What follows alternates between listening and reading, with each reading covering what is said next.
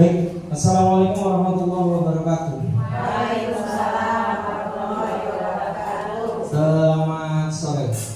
Sahabat ibu guru semua. Di kesempatan yang cerah ini kita dapat berkumpul di SDN Pasar Baru 01 dalam acara diseminasi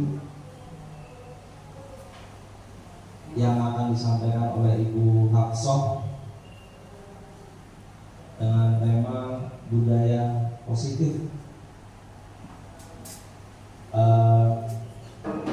Sebelum acara dimulai, ada beberapa susunan acara yang perlu saya sampaikan. Pertama adalah menyanyikan lagu Indonesia Raya, kedua pembacaan doa oleh Bapak Heru Ramdan Fitria, dan yang ketiga sambutan kepala sekolah yang nanti akan disampaikan oleh wakil kepala sekolah Bapak Antarus Adi. Selanjutnya acara inti adalah penyampaian tentang budaya positif oleh Ibu Hafsah CGP angkatan 10. Marilah sama-sama kita berdiri sejenak untuk bersama-sama menyanyikan lagu Indonesia Raya.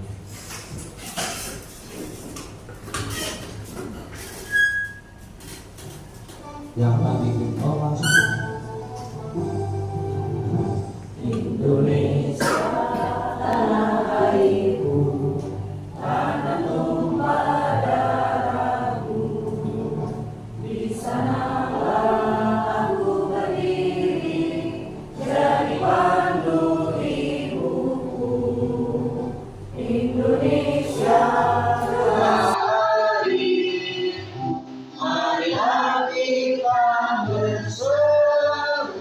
Indonesia bersatu, hiduplah kamu, hiduplah negeriku, bangsaku, rakyatku semuanya. Bangunlah jiwanya, bangunlah badannya untuk Indonesia Raya. Indonesia Raya, merdeka, merdeka, tanahku, negeriku yang ku cinta.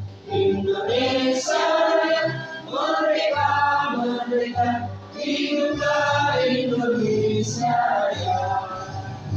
Indonesia Raya, merdeka, merdeka, tanahku, negeriku yang ku cinta. Indonesia Raya, merdeka, merdeka, hiduplah Indonesia Raya. Terima kasih. Kembali silahkan dipersilakan. Baik, marilah kita ikuti acara selanjutnya, yaitu pembacaan doa. Semoga acara kita berjalan dengan lancar, hikmat, dan mendapatkan berkah dan berkat dari Allah Subhanahu wa Ta'ala. Kepada Bapak Heru Ramdan kami persilakan.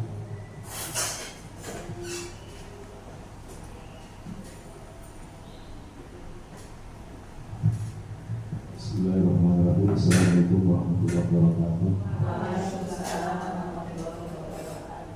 Bapak Ibu, marilah sama-sama berdoa kepada Allah Subhanahu wa Ta'ala, Tuhan yang Maha Esa. Semoga kegiatan pada sore hari ini berjalan dengan lancar. Bagi yang berfungsi berdoa di awal dengan Al-Fatihah, bagi yang berjalan sesuai dengan berjalan masing-masing. Alhamdulillah wa kullinya min sholat Al-Fatihah. A'udzubillahi minasyaitonir rajim. Bismillahirrahmanirrahim. Alhamdulillah rabbil alamin arrahmanir rahim maliki yaumiddin. Iyyaka na'budu wa iyyaka nasta'in ihdinas siratal mustaqim siratal ladzina an'amta 'alaihim ghairil maghdubi 'alaihim waladdallin. Astaghfirullahaladzim, astaghfirullahaladzim. Allahumma shalli ala sayyidina Muhammad wa ala ali sayyidina Muhammad. Ya awwal wal akhirin, ya hayyu ya qayyum bi rahmatika astaghis. La ilaha illa anta subhanaka inni kuntu minaz zalimin. Hasbunallahu wa ni'mal wakeel, la maula wa ni'mal nasir, wa la haula wa la quwwata illa billahil aliyyil azim. Rabbi anzilni munzalan mubarakan wa anta khairul munzilin. Rabbana تقبل منا إنك أنت السميع العليم وتب علينا إنك أنت التواب الرحيم. ربنا آتنا في الدنيا حسنة وفي الآخرة حسنة وقنا عذاب النار. سبحانك رب العزة عما يصفون والسلام على المرسلين والحمد لله رب العالمين. Assalamualaikum warahmatullahi wabarakatuh.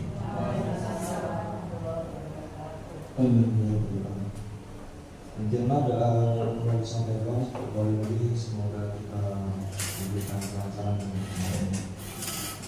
Acara selanjutnya sambutan dari Ibu Kepala Sekolah yang dalam hal ini akan disampaikan oleh Wakil Kepala Sekolah kita, Bapak Munar Mustadi. Pada Bapak Munar Mustadi. Bismillahirrahmanirrahim. Assalamualaikum warahmatullahi wabarakatuh. Waalaikumsalam warahmatullahi wabarakatuh. Selamat sore, salam sejahtera bagi kita semua yang saya hormati, Bapak Ibu, rekan-rekan guru khusus yang akan melaksanakan kita yang saya hormati. Memang beliau pernah panting dia berjuang karena dipilih sebagai guru penggerak. Mudah-mudahan apa yang dijalankan, apa yang dilaksanakan tadi mendatangkan barokah dari Allah Subhanahu wa Ta'ala. Puji syukur kita panjatkan kehadirat saudara-saudari yang senantiasa merupakan harapan bagi semua, sehingga dalam kesempatan ini kita masih diberikan nikmat, terutama nikmat sehat, nikmat iman dalam rangka mengikuti kegiatan. Alhamdulillah wa syukurillah, kita ini di Pasar Baru Nomor 1 sudah memiliki 3 guru penggerak.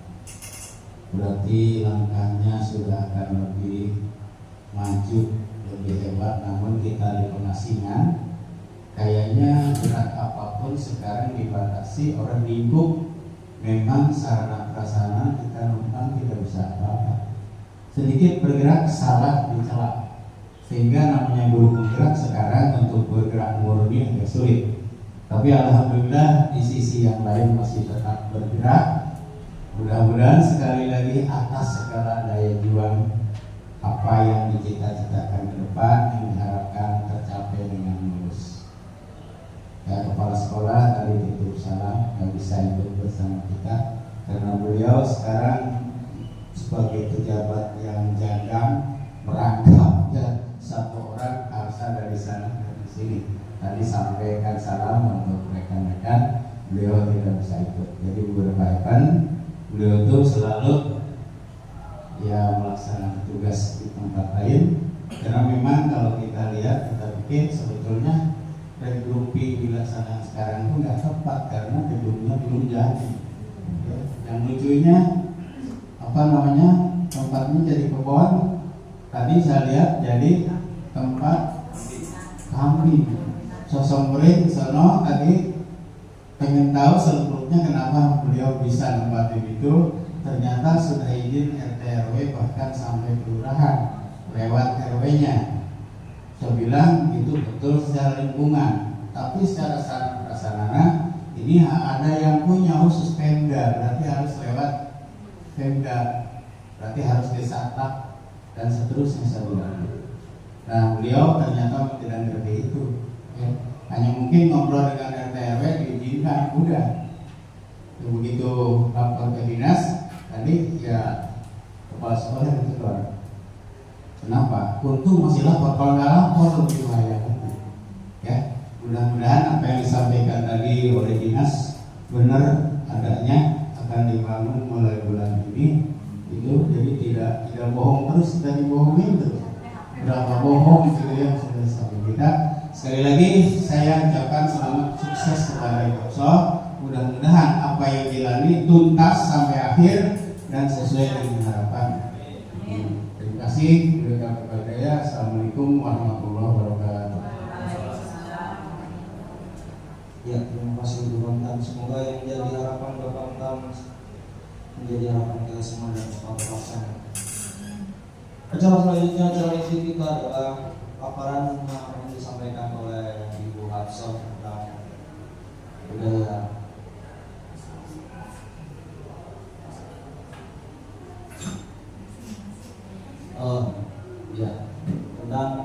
diseminasi budaya positif. Oke. Diseminasi budaya positif yang akan disampaikan oleh Ibu Hafsah. Tanpa berlama-lama, marilah kita simak apa yang akan disampaikan oleh Ibu Hafsah tentang diseminasi budaya positif. Mulai Ibu Hafsah, kami persilakan. Terima kasih Pak Wijil, terima kasih juga Bapak dan Ibu sekalian atas berkenan hadir bersama saya dalam diseminasi budaya positif yang merupakan tugas saya sebagai calon guru penggerak angkatan 10. Pantun dulu boleh? Boleh. Kayaknya kalau megang ini pakai pantun belum jadi lanjut sepertinya. Jalan-jalan ke pintu besi. Beli satu sepatu baru. Saya izin berdiri di sini di depan Bapak Ibu Guru 01 menyampaikan presentasi.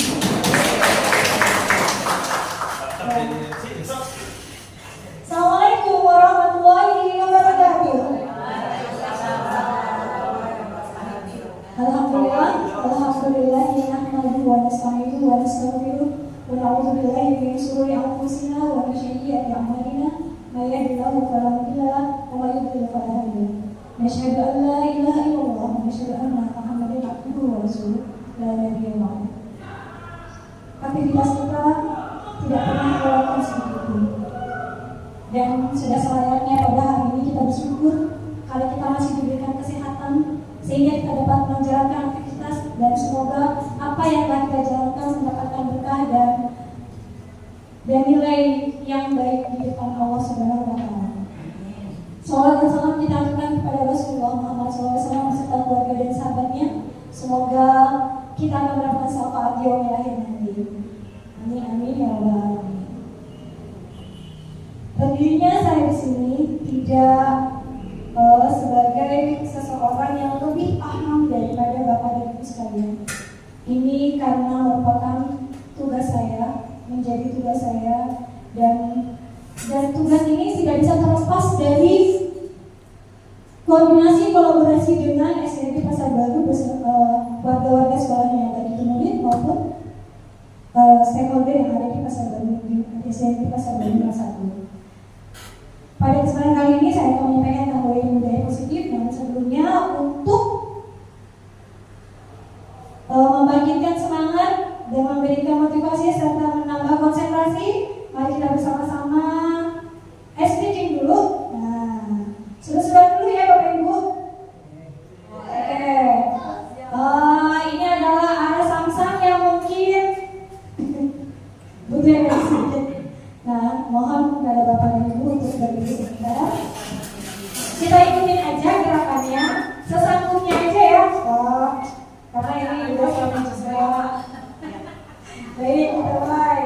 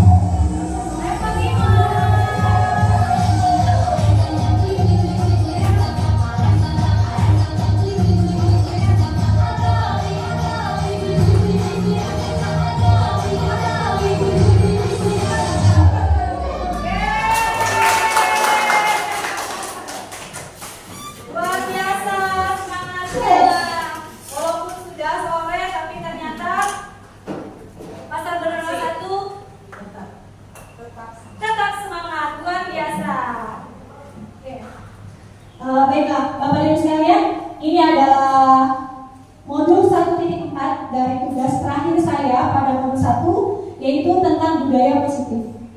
Ya. Oke. Ya, ini diawali, aksi nyata saya ini diawali dengan rancangan aksi nyata yang saya buat berdasarkan keadaan kita di sekolah. Latar belakangnya adalah perlu adanya suatu cara penguatan agar penerapan terutama kepada guru akan konsep-konsep inti budaya positif di sekolah seperti disiplin positif, motivasi perilaku manusia, posisi kontrol guru, pembuatan keyakinan kelas, dan penerapan segitiga restitusi dapat terlaksana dengan baik. Diharapkan jika konsep inti tersebut sudah menguat, maka akan terbangun budaya positif yang baik di lingkungan sekolah. Jadi di sini saya bukan menyampaikan, karena pastinya kita semua sudah menjalankan. Cuma nanti mungkin begitu saya akan sampaikan paparannya, kita jadi tahu namanya. Oh ternyata namanya itu. Kita sudah melakukan semuanya. Maka saya di sini bukan menyampaikan, tapi menguatkan apa yang sudah pernah kita lakukan. Tujuannya adalah bagi kalangan warga sekolah meningkatnya pemahaman dan penguatan tentang budaya positif. Kemudian untuk anak-anak terbentuknya motivasi intrinsik pada murid dengan pembuatan keyakinan kelas. Jadi untuk tugas ini ada dua. Pertama diseminasi ini, dan yang kedua pembuatan keyakinan kelas. Ini sudah saya jalankan kemarin beberapa hari yang lalu dan dituntaskan hari ini. Baik, kalau bukunya pelaksanaannya diseminasi konsep inti budaya positif. Alhamdulillah sudah terlaksana hari ini, dan kemudian pelaksanaannya perancangan kesepakatan kelas yang dilakukan oleh guru bersama murid serta konsisten dalam pelaksanaannya. Diharapkan nanti kita bisa membuat kesepakatan kelas berdasarkan yang nanti akan disampaikan. Oke, lini masanya berkoordinasi dengan kepala sekolah dengan guru dalam melakukan diseminasi, kemudian melakukan diseminasi konsep inti budaya positif sesuai waktu yang disepakati, merancang dan menyusun keyakinan kelas untuk selanjutnya ditempel di kelas dan dijalankan. Mudah-mudahan semua dapat terlaksana. Dan hari ini dukungan ini telah saya dapatkan semuanya. Terima kasih banyak. Hari ini Bapak dan Ibu berkenan untuk hadir bersama saya. Kemudian sekolah juga berkenan untuk digunakan alat-alat, sarana dan prasarana. Nah, kita akan membahas tentang budaya positif. Ini merupakan judul dari modul kita. Modul ini berisi berbagai konsep inti yang akan nanti saya paparkan. Budaya positif adalah sebuah nilai kebajikan yang menjadi keyakinan dan pada akhirnya menjadi karakter atau ciri khas dari sebuah komunitas atau lembaga. Untuk menciptakan budaya positif di sekolah, kita sebagai guru hendaknya mampu menjalankan peran kita dalam menciptakan pembelajaran yang nyaman dan menyenangkan di sekolah. Karena budaya positif dapat mendorong murid untuk mampu berpikir dan bertindak serta mencipta sebagai proses memerdekakan dirinya sehingga murid lebih mandiri dan bertanggung jawab. Ini adalah akhir dari tujuan dari budaya positif itu, ya, murid kita bisa lebih mandiri dan bertanggung jawab. Nah, kita akan membahas beberapa konsep inti.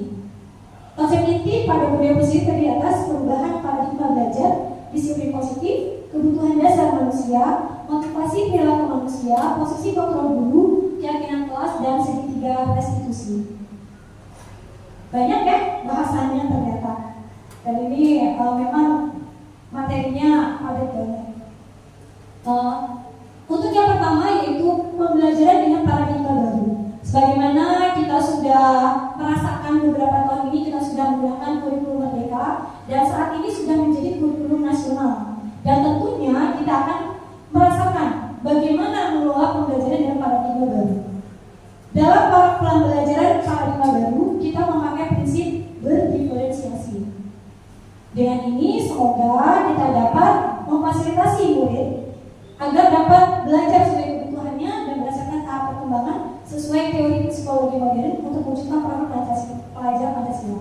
Jadi ujung dari pembelajaran paradigma baru sebagai acuannya adalah murid berkarakter profil pelajar Pancasila. Semua kembali kepada profil pelajar Pancasila, bermuara dari situ dan ujungnya di situ juga.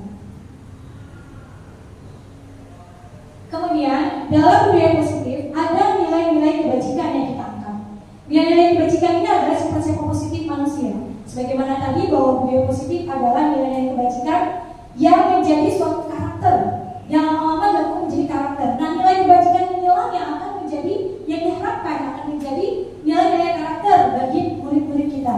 Untuk di Indonesia, kita mengenal namanya nilai kebajikan yang ingin dicapai oleh setiap orang Indonesia dikenal dengan profil Project Pancasila, yaitu beriman, bertakwa kepada Tuhan Yang Maha Esa dan berharap mulia, mandiri, bernalar kritis, berkepemimpinan global, bergotong royong dan kreatif. Nilai-nilai kebajikan inilah yang akan kita angkat menjadi sebuah budaya positif yang menjadi keyakinan bagi suatu lembaga. Nilai kebijakan, kebajikan, universal adalah prinsip-prinsip moral dan etika yang diterima secara luas dalam hampir setiap budaya dan masyarakat di seluruh dunia. Nilai ini mencerminkan prinsip dasar tentang apa yang benar dan salah, serta bagaimana kita seharusnya berperilaku terhadap orang lain dan lingkungan kita. Ini universal berarti semua pakai, mungkin seperti keimanan pada Tuhan, kemudian toleransi. Ini adalah merupakan kebajikan universal, di mana di setiap negara pasti memakai itu.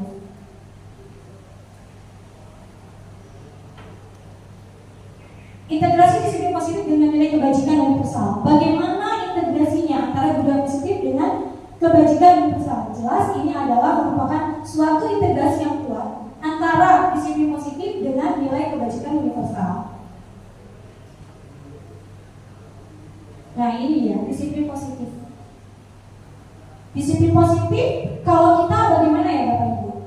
Kita berpikir disiplin itu adalah suatu cara agar murid kita itu tertib, tenang, nurut, gitu ya. Disiplin selama ini yang kita tahu seperti itu. Namun di dalam langkah mencapai budaya positif atau disiplin positif itu bagaimana? Apakah di situ kita menerapkan hukuman atau konsekuensi atau hal-hal lain yang kita lakukan agar disiplin ini dapat terpenuhi?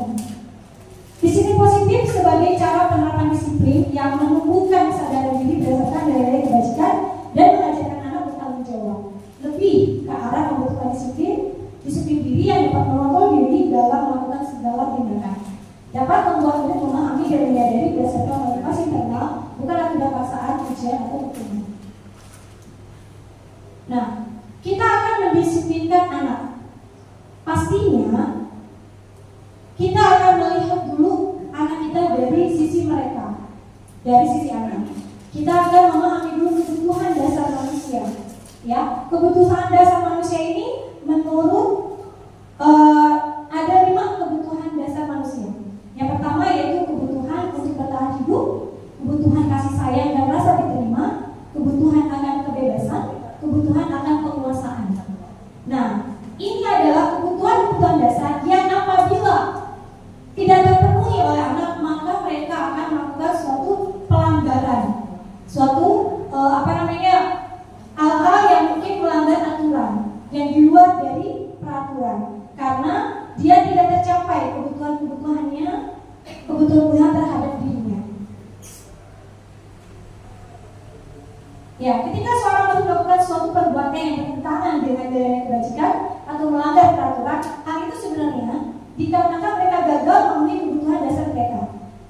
Mungkin kita melihat bahwa seringkali ya kita ngobrol di kantor, oh dia tuh begini, ternyata dia butuh kasih sayang. Oh melakukannya seperti ini mungkin karena orang tuanya berhukum. Oh dia begini karena dia pengen diterima oleh lingkungannya. Ini sudah kita lakukan dan ini adalah kebutuhan dasar manusia. Mungkin kita sudah tahu bahwa dia memang harus begini. Nah memang ini adalah kebutuhan dasar manusia ya. Jadi memang ini kita sudah melakukan, namun mungkin kita baru menyadari nama-namanya sekarang ini. Oke, sekarang silakan Bapak dan Ibu berhadapan, satu tangan menggenggam, silakan. Apakah yang sebelah kiri yang genggam tangan atau yang sebelah kanan yang berusaha membuka? Silakan. Coba, Bu Ria, kalau sendiri cari teman dulu. Benar-benar saja boleh. Ya, yang satu menggenggam, yang satu membuka. Ya, jadi Bu Ria berusaha menggenggam, Bu Ria berusaha membuka tangannya Bu Ria. Terserah, nyamannya aja. Baik, silakan dibuka. Nah, silakan berinteraksi dengan merayu. Nah, ayo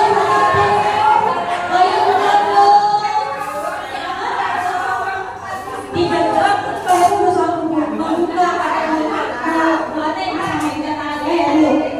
Ya, oke, berhasil nggak dibuka? Sekarang pakai marah. Ayo silakan. Silakan dengan ancaman, Boleh juga sengaja. Buka nggak ya? Buka nggak? Ayo, kamu lagi buka nanti kalian. Kalau semua diajak menang nih. Wah, misalkan begitu. Oke, baik. Baik, Bapak Ibu, apakah sudah ada yang berhasil membuka? Oh iya. Mau kasih tanggapan? Kenapa saya membuka tangan? Ada Bapak Ibu yang memberikan tanggapan? Kenapa berkenan membuka tangannya? Jadi mungkin power kita berbeda sehingga yang kuat gak bakalan bisa dibuka. Sekarang yang kita buka yang powernya lemah kan? Jadi ini berkenaan dengan kekuatan ya. Iya, siapa yang kuat ya yang menang. Nah, sebenarnya yang kita lakukan tadi adalah teori kontrol, bahwa yang mengontrol kita adalah diri kita. Ketika Bapak dan Ibu mungkin membuka tangan, itu berarti memang kontrol kita mau membuka tangan kita. Tapi jika kita tetap mau menutup, berarti kontrol kita nggak mau membuka itu. Ini adalah teori kontrol, ya. Nah, jadi sesungguhnya yang memegang kendali itu adalah diri kita sendiri. Coba tadi dirayu, nggak mempan, diomeli nggak mempan, karena memang kita tidak berkenan untuk membuka. Tapi kalau misalkan nggak dirayu, nggak apa, atau membuka, nah itu repot, apalagi kalau sampai hancur.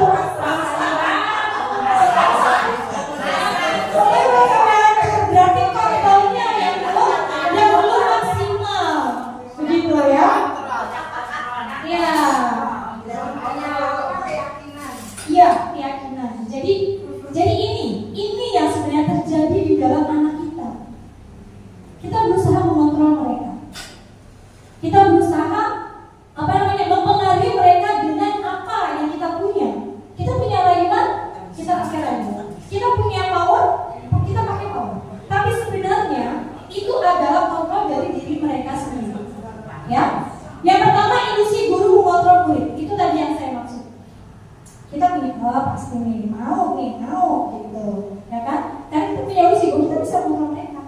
Kemudian yang kedua, ilusi bahwa semua penguatan positif efektif dan bermanfaat. Rayuan tadi. Padahal kan kita suka ketemu ya anak yang dikayunya sampai kayak apa, tetap aja nggak mau. Kan kita kan kontrol mereka di dalam hatinya yang nggak mau. Kemudian kritik yang membuat orang merasa bersalah dan menguatkan karakter. Kritik, kita dikritik atau apa gitu, atau kita mengkritik mereka sehingga mereka merasa bersalah gitu ya. Nah, sebenarnya itu tadi. Ketika kita mereka menuntut sama kita, itu karena kontrol mereka ya. Makanya kita suka ngomongin, padahal lebih rayu, diomelin tetap aja kayak begitu. Karena memang dari mereka ya. Pasti betul. Udah dirayu, udah apa? Karena memang kontrolnya dia nggak rela, nggak ikhlas untuk nurut sama orang dewasa, sama guru gitu ya. Ilusi bahwa orang dewasa memilih hak untuk memaksa. Ada yang maksa tadi? Ada yang maksa, tapi juga memakai power berarti, pakai power, dan memaksa mereka. Nah ya itu ya. Oh ini sama. Baik. Nah, seseorang bisa berubah dari paradigma stimulus respon. Bila kita yang membuat wajah perlahan sedikit-sedikit ubahlah sikap atau perilaku kita. Tadi mungkin kita lihat dia udah nggak mau dirayu, mungkin dengan cara yang lain, dengan cara lebih ada pendekatan gitu ya. Nah, bagaimana kita berpikir tentang manusia? Ubahlah paradigma kita, skema pemahaman dan penjelasan aspek tertentu tentang realitas. Oke, nah ini adalah gambaran tentang stimulus respon. Realitas atau kebutuhan kita sama. Dalam teori kontrolnya, realitas kita, kebutuhan kita itu berbeda. Ya, semua orang melihat hal yang sama. Setiap seperti berlawanan antara stimulus respon dengan teori kontrol. Yang mana yang lebih banyak berperan saat ini?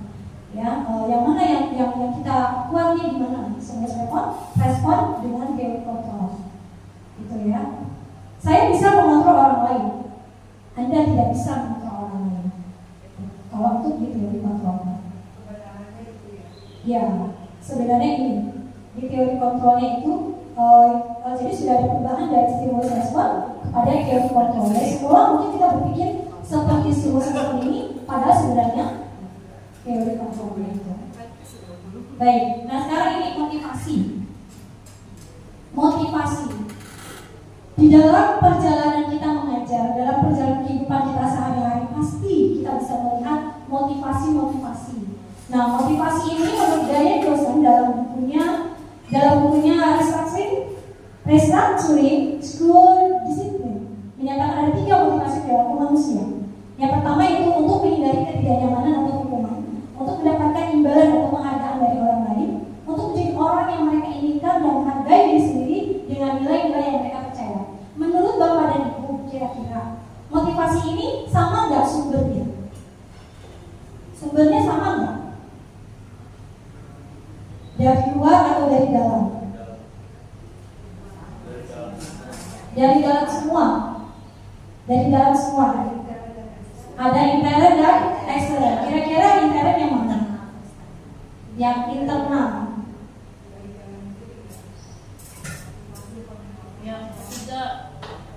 Ya, yang ketiga ini adalah motivasi eksternal.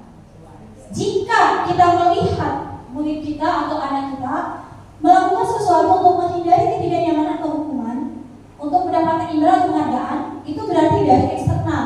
Hukuman, imbalan, penghargaan, ketidaknyamanan itu berasal dari luar dirinya. Itu makanya disebut eksternal. Nah, kalau yang ini ada kesadaran dari mereka sendiri bahwa mereka ingin menghargai diri mereka dan mereka menjalankan nilai-nilai yang mereka percaya. Gitu ya. Nah, kira-kira berarti kalau dari sini level tertinggi yang mana ini ya? Iya, yang ketiga. Kita udah gak susah lagi kasih tahu, udah gak ada lagi. Nah, inilah nanti kita punya siasat bagaimana kita menghindar agar anak ini tidak menjadi bermotivasi eksternal. Ya. Oke, sekarang mari sebelum kita masuk kepada hukuman, konsekuensi dan restitusi, mari kita diskusikan tentang IFA dan Pak Seno. Mau saya bacakan atau baca sendiri?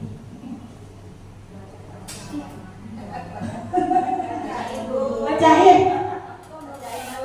IFA kurang menguasai pelajaran matematika, sehingga pada saat pelajaran tersebut berlangsung, dia lebih banyak berdiam diri atau menggambar di buku pelajarannya. Pada saat guru matematikanya, Pak Seno, menanyakan pertanyaan, IFA menjadi gugup dan tak sengaja menjatuhkan tasnya dari kursi, serta tiba-tiba menjadi gagap pada saat berupaya menjawab. Seluruh kelas pun tertawa melihat perilaku IFA yang berbicara tergagap dan terkejut tersebut. Pak Seno pada saat itu membiarkan teman-teman IFA menertawakan IFA yang tergagap dan malu luar biasa. Dan malahan minta IFA untuk maju ke depan dan berdiri di depan kelas sambil menunjuk hidungnya karena tidak bisa menjawab pertanyaan Pak Seno. Kelas makin gaduh, anak-anak pun tertawa melihat IFA di depan kelas memegang hidungnya. Bapak dan Ibu, kira-kira bagaimana tanggapannya terhadap Pak Seno ini? Ya, bullying. Ya, ini adalah bullying ya, tidak sesuai dengan Pancasila. Kira-kira apa yang dilakukan oleh Pak Seno terhadap IFA? Tindakan apa? Tindakan hukuman. Ya betul, karena ini berkenaan dengan fisik ya, dengan fisik dan psikis dari IFA ini.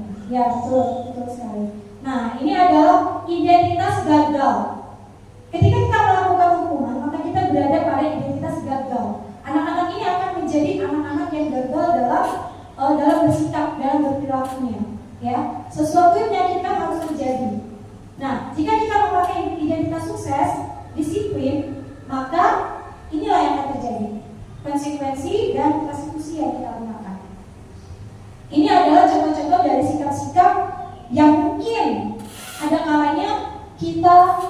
kita gunakan dan kita tidak menyadarinya.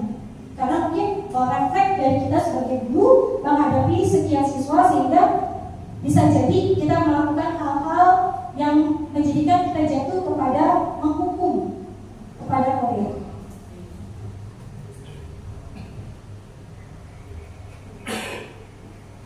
Ya, ini adalah hukuman. Hukuman tidak terencana atau tiba-tiba. Murid tidak tahu apa yang akan terjadi, bersifat satu arah berupa hukuman fisik atau psikis. Murid nggak tahu. Pernah kita begini ya Bapak Ibu ya? Kalau saya terus terang, saya karena suka begini. Kalau lagi rame, udah deh yang rame di luar aja deh. Nah itu sudah jatuhnya menghukum karena tiba-tiba saya menyuruh anakku keluar dan saya main psikis, di mana dia merasa malu ketika disuruh keluar oleh temannya. Nah kemudian konsekuensi ini sifatnya terencana atau disepakati sesuai peraturan. Murid tetap dibuat tidak nyaman, tetap tidak nyaman dengan konsekuensi. Sikap guru selalu memonitor murid. Konsekuensi itu berarti anak dimotivasi yang mana Bapak Ibu? Ketika dia berbuat salah, konsekuensi harus bersih kamar mandi sesuai dengan yang sudah kita sepakati. Berarti masih ada apa? Motivasi apa di situ? Masih ada motivasi eksternal. Dia masih ketakutan dengan adanya konsekuensi. Berarti murid tetap dibuat tidak nyaman dengan konsekuensi. Nah kemudian restitusi, proses menciptakan kondisi bagi murid untuk memperbaiki kesalahan. Proses kolaboratif yang mengajarkan murid untuk mencari solusi sendiri. Ya, restitusi ini adalah merupakan dialog antara guru dengan murid, bagaimana murid memahami kesalahannya, kemudian bagaimana dia mencari solusinya, dan bagaimana dia menyelesaikan masalahnya dia. Ini adalah restitusi. Ini adalah level tertinggi dalam disiplin positif. Oke. Nah, mohon maaf Bapak Ibu, saya kasih soal.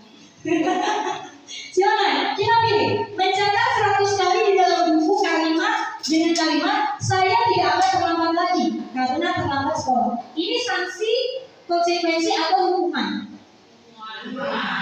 Hukuman. Kenapa hukuman? Memberikan tugas, menulis. Yang kita cek.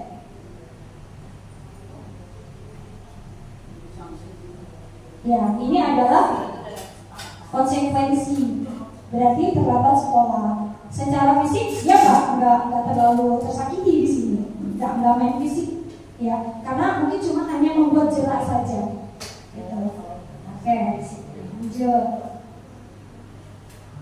Nah, atuk nih. Lari mengelilingi lapangan basket 2 kali karena terlambat hadir di sekolah. Hukuman. Kenapa hukuman? Main fisik, oke saja. Iya, hukuman. Main fisik ya. Oke lanjut, satu lagi soalnya.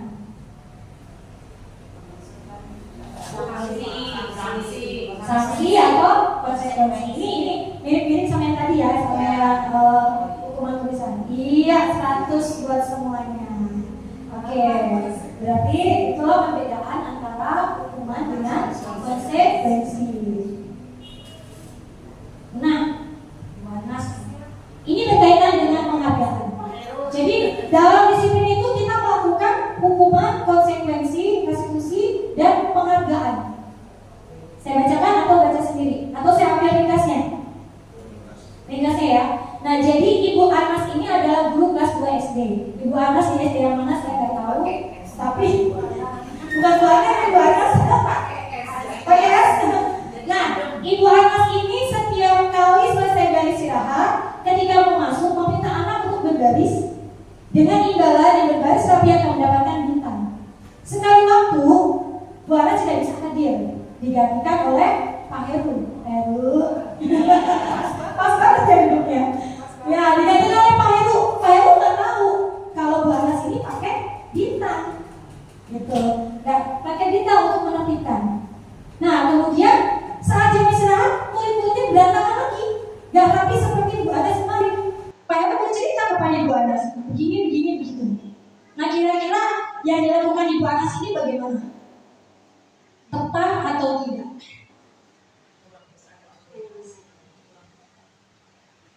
dilakukan oleh Ibu Anas. Kita kan sering kali gitu ya Bu, jujur saya juga gitu.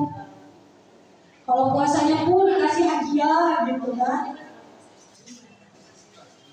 Ya, di satu sisi bagus, sisi yang lain ada, iya. Awalnya mungkin ada komunikasi antara Pak Heri dengan Ibu Anas.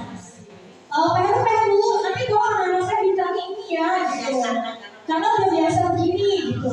Mungkin karena anak-anak tidak dikomando sama Pak Heri, maka terjadilah hal seperti ini, bisa jadi. Namun kita lihat Pak Heri, apa yang dilakukan pemberian penghargaan ini tepat atau tidak? Nah, ini dihukum oleh penghargaan. Ketika kita memberikan penghargaan, sejatinya itu adalah hukuman. Ya, saat kita berulang kali memberikan hadiah kepada anak-anak agar berperilaku bertanggung jawab, atau kepada seorang murid agar mempelajari sesuatu yang baru, atau kepada seorang karyawan agar melakukan pekerjaan yang berkualitas, kita sudah berasumsi mereka tidak dapat melakukannya, atau mereka tidak akan memilih untuk melakukannya. Artinya, yang dilakukan bukan dari motivasi internal. Dan penghargaan ini menjadi hukuman, menjadi seakan-akan menjadi hukuman buat anak itu. Menjadi hukum buat mereka. Nah, ini dia. Penghargaan efektif, ya pengaruh penghargaan dalam jangka pendek dan jangka panjang. Efektif jika kita menginginkan seorang melakukan sesuatu yang kita inginkan dalam jangka waktu pendek saat itu. Mungkin kalian kelas nih guru kasih bintang nih, tapi diam ya diam. Tapi nanti besok akan mengulang kembali jangka waktu yang pendek. Jika menggunakan penghargaan lagi dan lagi, maka harus kita akan bergantung pada penghargaan yang diberikan, serta kehilangan motivasi dari dalam. Jelas ini akan membuat menciumkan anak untuk bermotivasi dari dalam diri, karena kita sendiri memancing mereka untuk bermotivasi eksternal. Jika kita mendapatkan penghargaan untuk melakukan sesuatu yang baik, maka selain kita senantiasa berharap mendapatkan penghargaan tersebut lagi, kita pun menjadi tidak menyadari tindakan baik yang kita lakukan. Kita nggak tahu, nggak sadar kalau kita itu melakukan hal yang baik. Yang kita tahu dapat hadiah, gitu ya. Jadi ternyata penghargaan itu hukuman juga. Ya. Beberapa efek dari penghargaan. Ternyata penghargaan itu tidak hanya berpengaruh kepada diri seseorang, namun juga kepada kelompoknya. Ya, penghargaan tidak efektif, penghargaan yang merusak hubungan. Pertama, tidak efektifnya itu karena efektifnya itu waktu dikasih hadiah, setelah dikasih hadiah ya udah selesai gitu. Penghargaan yang merusak hubungan. Ketika kita memberikan hadiah di depan umum, di depan satu anak, misalnya kita memuji satu orang, ternyata yang lain nggak dipuji. Bagaimana perasaannya Bapak Ibu? Sama kayak kita ini, kayaknya kita di dalam apa nih? Gitu kan ya, kita biasa seperti itu. Penghargaan menurunkan kualitas, mematikan kreativitas. Jelas ini sudah pasti. Orang ketika kita misalkan ikut lomba, dia tahu nih hadiahnya itu, pasti kita akan berusaha sebaik mungkin, ya. Tapi kita nggak tahu juga kalau kita nggak kasih hadiahnya itu atau penghargaannya apa, belum tentu orang itu akan maksimal full dalam melaksanakan yang kita inginkan itu, ya. Motivasi dari dalam diri ataupun intrinsik ini adalah yang tertinggi. Ketika seseorang, nah ini yang paling sering kita suka lupa ya. Motivasi dari dalam diri. Ketika orang itu sudah semangat belajar dari dalam dirinya, kita lihat kita nggak pakai puji dia, kita mainin. Nah tiba-tiba kita ngasih hadiah buat dia. Nah itu jadi mematikan motivasi dia. Besok saya begini lagi supaya saya dapat hadiah. Serba salah ya kita ya. Serba salah banget posisi kita ini. Namun demikian, kita harus bisa pastikan bahwa kita bisa memberikan yang tepat di dalam penghargaan atau hukuman. Nah ini ya, pengakuan atau apresiasi. Dalam memberikan apresiasi atau pengakuan perlu diingat beberapa hal. Mungkin kita tadi, kayaknya anak ini perlu dapat apresiasi. Nah ini dia cara-caranya. Beri pengakuan secara khusus, beri pengakuannya secara pribadi, beri pengakuan kepada semua murid, tetapi bergantian. Jadi semuanya merasakan pengakuan itu, namun tidak di depan yang lain.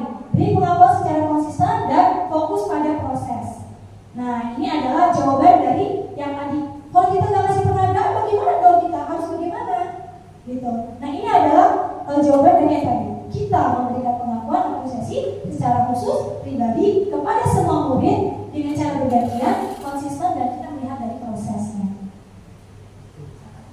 Begitu caranya. Nah, mungkin ini contoh pengakuan atau apresiasi kebajikan. Kemarin saya perhatikan kamu tuh bisa loh, kamu tuh ternyata membantu teman kamu. Wah, rasa empatimu besar sekali. Nah, itu dia. Pada saat menolong murid baru di kelas kita. Nah, ini ya. Jadi ini contoh dari apresiasi kebajikan. Selanjutnya restitusi. Tadi kita sudah ke hukuman, konsekuensi, dan restitusi. Restitusi ini nanti akan ada tahapannya yang paling terakhir, yaitu segitiga restitusi. Namun sebagai awal ya, apa manfaat dari restitusi ini? Restitusi ini bukan untuk menebus kesalahan, namun untuk belajar dari kesalahan. Restitusi memperbaiki hubungan, kemudian tawaran, bukan paksaan, menuntut untuk melihat ke dalam diri, mencari kebutuhan dasar yang mendasari, tindakan cara yang paling baik. Restitusi diri adalah cara yang paling baik. Ya, ini merupakan mengapa pendekatan restitusi ini diberikan, gitu ya. Kemudian restitusi fokus pada karakter bukan tindakan, menguatkan, fokus pada solusi, dan mengembalikan murid yang berbuat salah pada kelompoknya. Oke. Nah, ini adalah posisi kita. Konsep inti dari budaya positif adalah 5 posisi kontrol. Mungkin kita ada di sini, kita adanya di sana. Ya, salah satunya adalah kita. Ya, pertama, ketika kita berposisi sebagai penghukum, kemudian kita adalah pembuat rasa bersalah, kemudian kita berposisi sebagai teman, kemudian sebagai pemantau, dan sebagai manajer. Nah, ini baca nggak apa itu? Ya, sebagai penghukum itu tindakannya adalah menghadik, menunjuk, menyakiti, menyindir, penghukum. Berarti perbuatan yang gak enak banget ya. Nah, kemudian kalau dengan kata-kata, kalau kamu tidak melakukannya, awas ya, rasakan. Berarti ada sifat ancaman. Kemudian memberontak. Ini mengakibatkan anak akan memberontak, menyalahkan orang lain dan berbohong. Kemudian kaitan dengan dunia berkualitas, murid meletakkan guru di luar dunia berkualitas. Kalau pembuat rasa bersalah ini biasanya pakai bahasa pelan tapi dalam. Pernah nggak kita begitu? Nah, kita ngomong pelan tapi itu dalam. Itu kita berada pada posisi pembuat rasa bersalah. Dan jika kita berada pada posisi ini, maka kita melakukan kontrol dari luar dan kita akan berada pada identitas gagal. Maksudnya anak-anak itu akan menjadi anak yang gagal dalam menyikapi dirinya, karena kita tidak membimbing mereka untuk menemukan cara yang baik. Itu ya. Kamu seharusnya sudah tahu, itu lelah sekali. Ibu lelah sekali loh kasih tahu kamu. Capek nih kasih tahu kamu. Lama-lama guru stres. Saya yang suka begitu. Berasa karena suka keceplosan. Ya. Nah, kemudian kalau sebagai teman membuat alasan-alasan untuk muridnya, ya, ini alasan untuk ayolah, yuk selesai yuk supaya guru bagaimana kepala sekolah nih, jangan kotorin meja nanti dimarahin. Nah, kita buat alasan-alasan untuk mereka, yuk bantu ibu yuk supaya kelas kita ini bersih. Nah, kita berposisi sebagai teman. Pada posisi ini, anak itu tidak akan menjadi mandiri, akan bergantung kepada kita. Suatu saat ketika kita tidak berpihak kepada dia akan pergi, loh bukannya guru teman saya ya. Nah, kok sekarang begini sih ternyata gitu. Nah, kemudian pemantau. Kalau pemantau ini mengacu pada peraturan, semua sesuai peraturan. Ayo peraturan kita apa? Gak boleh dekat terlambat. Nah, gitu ya. Kalau pemantau seperti ini. Nah, yang paling baik kondisinya berhasil, identitas berhasil adalah kita berposisi sebagai manajer. Sebagai manajer ini artinya kita berusaha membuat anak untuk menggali dirinya sendiri dengan mengajukan pertanyaan-pertanyaan. Apa yang kita yakini? Apa yang bisa kamu kerjakan untuk memperbaiki masalah ini? Nah, di sini anak akan menjadi kuat pribadinya. Hasilnya akan menguat pribadi anak. Murid meletakkan dirinya sebagai individu yang positif dalam dunia berkualitas. Oke. Nah, ini dia. Contohnya, misalkan penghukum berdiri dengan sebelah kaki di depan kelas. Saat kita menemukan murid yang tidak mengerjakan tugas yang diberikan oleh guru, sikap kita sebagai penghukum berdiri dengan sebelah kaki di depan kelas. Pembuat rasa bersalah, sekian kali ibu udah bilangin, masih aja begitu terus, kayak gini terus. Nah, sebagai teman, mungkin kita mau mengerjakan tugasnya, nanti kalau udah selesai kita main game, kalau udah selesai kita istirahat. Nah, ya, pernah ada seperti ini Bapak Ibu? Iya. Oke, kemudian ketika sebagai pemantau, kamu sudah melakukan kesalahan, sudah melakukan konsekuensinya, sekarang selesaikan dan segera kumpulkan. Di mana di sini peraturannya? Ada ya di konsekuensi ya. Nah, berarti dia sebagai pemantau. Ini manajer. Kalau sebagai manajer, anaknya diajak ngobrol. Jadi tidak hanya satu arah. Apa kamu tahu kesalahan kamu? Kira sekolah apa yang kamu langgar dan apa yang akan kamu lakukan untuk menyelesaikannya? Nah, ini sebagai manajer. Nah, sekarang kita sebagai apa di sini? Saya kecewa sekali dengan kamu. Kira-kira posisi kontrol apa kita di sini? Kecewa banget. Ya, membuat rasa bersalah. Sepakat? Setuju? Oke, cek. Yeay. Oke, lanjut. Ternyata dicari sebentar aja udah nyambung. Kamu salah-salah mengerjakannya. Ayo, 2 kali berkeliling lapangan sekolah. Sebagai penghukum. Iya, betul. Kemudian, ya, sebagai penghukum. Lanjut, satu lagi. Enggak, 2 lagi. Kira-kira bagaimana kamu membagi pekerjaan kamu? Sebagai manajer. Ya. Nah, tuh terakhir. Ayo lah. Nah, iya. Sebagai teman. Cek. Oke, sebagai teman. Baik. Satu lagi. Nah, satu lagi ini yang pakainya peraturan.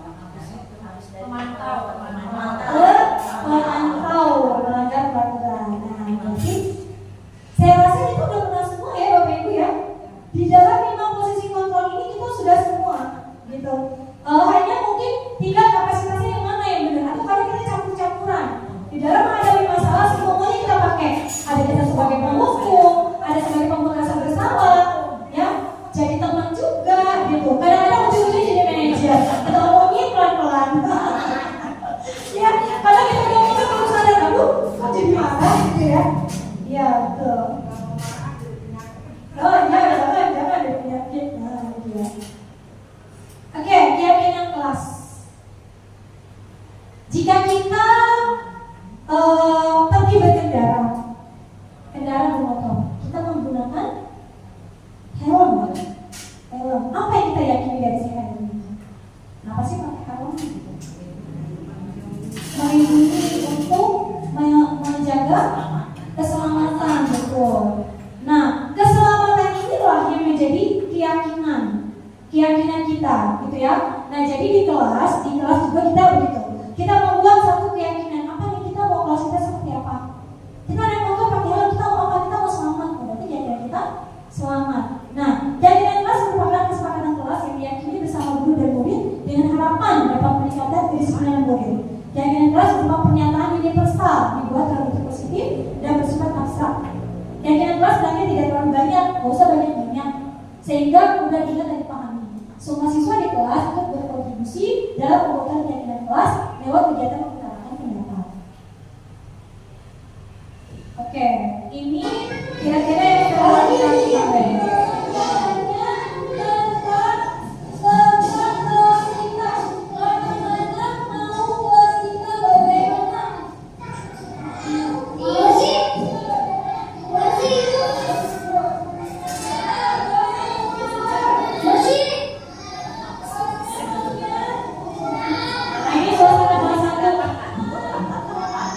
Luar biasa. Ya. Jadi di awal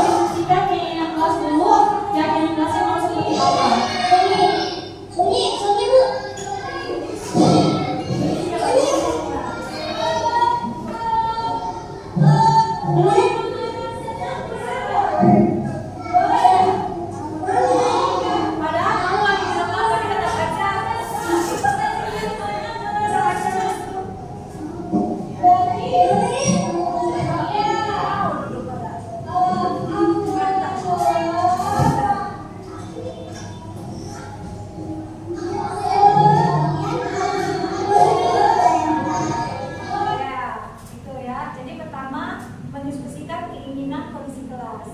Nah, setelah selesai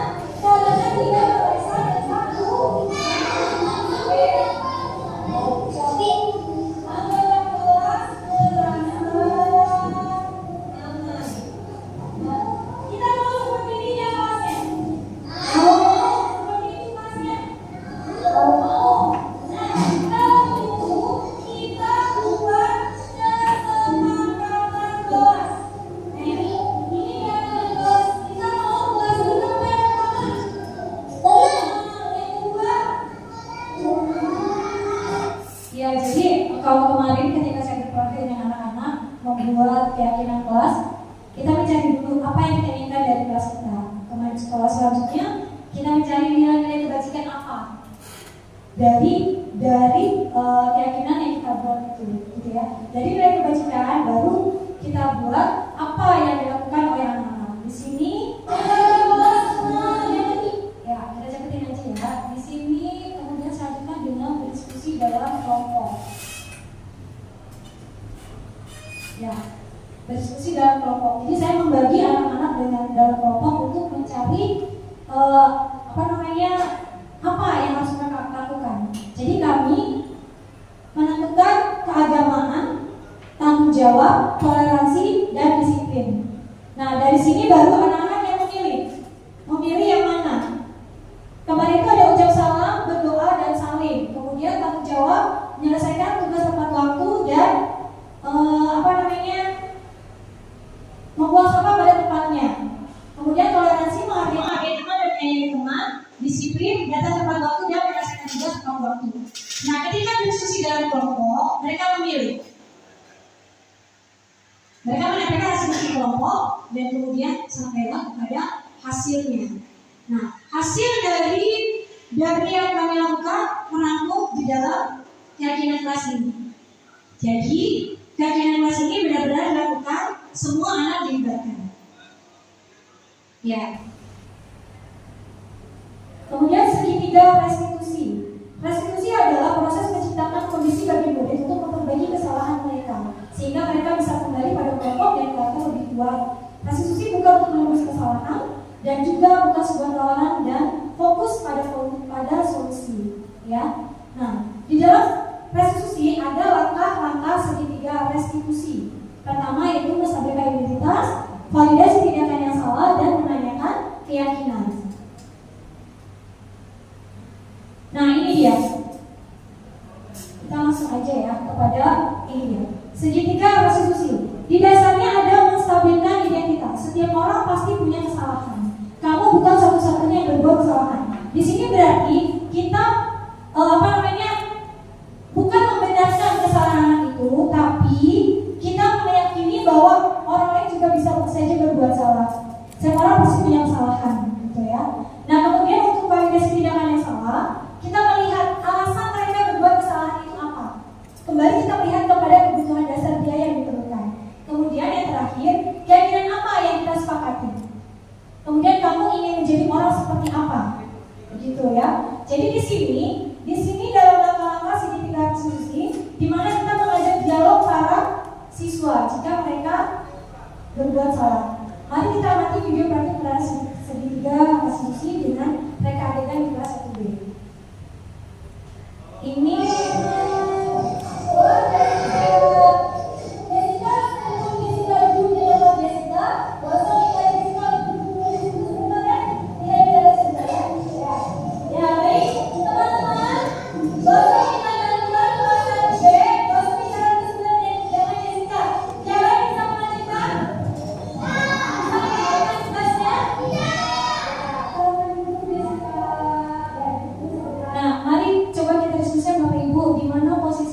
menstabilkan identitas, kemudian menanyakan keyakinan, dan validasi tindakan yang sama. Oke, jadi kita tahu kita masih jam berapa? Jam 11. Sekarang sudah jam berapa ya? Oh, sudah jam 11.20 menit. Artinya di sini tambah berapa menit? 20 menit. Nah, adakah alasan Jessica mengapa terlambat hari ini? Ya, ini menanyakan alasan, berarti masuknya di mana? Ada validasi kesalahan, menstabilkan identitas, menanyakan keyakinan. Ketika ini melanggar peraturan, berarti di mana masuknya? Apa yang tadi kurang jelas ya? Berdasarkan tadi. Validasi. Hah? Validasi. Validasi? Kesalahan. Iya, validasi tindakan kesalahan. Kita menanyakan alasan dari Jessica. Jadi di sana, ya. Oke. Terus, Jessica tahu nggak kalau Jessica sudah melanggar peraturan? Nah ini, tahu ya? Kalau saya masuk dari 11, Jessica dari berapa? 11 adalah 20. Tidak semua orang bisa saja terlambat. Bisa saja terlambat, bisa saja berbuat salah. Ini berarti di mana? Menstabilkan identitas. Terburu sama orang tuanya, ya. Tapi Jessica tahu bahwa Jessica melanggar peraturan. Nah sekarang apa yang akan Jessica lakukan? Apa yang akan Jessica lakukan? Tidak mengulangi lagi dengan cara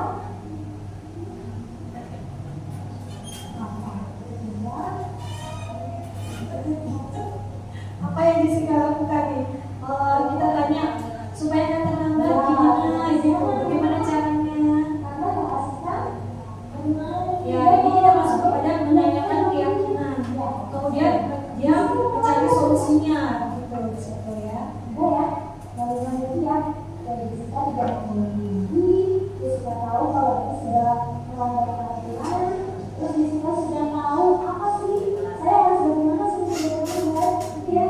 Berarti Jessica harus berupaya untuk tidak terlambat. Sana? Ya sekarang? Iya. Jessica sudah.